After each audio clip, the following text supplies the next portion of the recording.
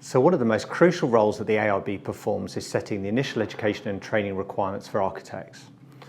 Why do we do this? Well, we do this for two main reasons. The first is that we can assure the public that only those who are suitably qualified and competent are on our register.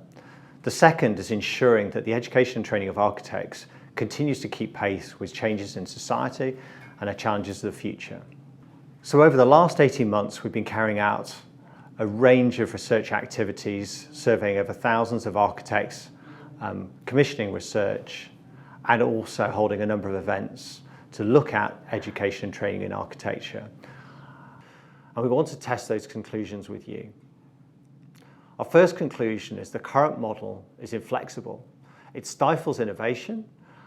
The second is that there are significant limitations within the structure, which leads to a deeply depressing situation around diversity, and we need to address that. The third is that while the content of architectural education and training globally is broadly similar, there is a lot more we need to do around climate change, around sustainability, around fire and life safety design, as well as the use of technology. So what's our vision and what are we planning to do?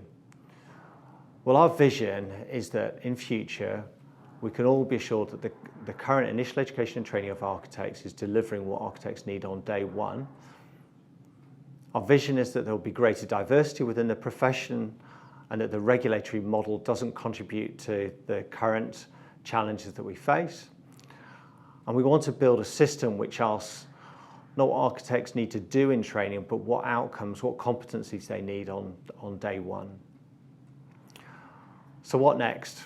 Well, what we're planning and what's set out in our publication, Modernising Initial Education and Training of Architects, we see as potentially the biggest shift in education and training for decades.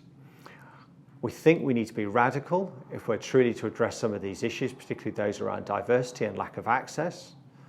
We want again to look at those roots into the practice, to think about a different and more flexible approach, including working across professions, not just architects. And we want to understand and potentially change the three-part model to look again at that and how we can create a more innovative approach. And we want to hear from you. I want to do this by getting your feedback on our publication, Modernising Initial Education and Training of Architects. You can see it on our website, arb.org.uk. We'll be holding engagement over the next 3 months.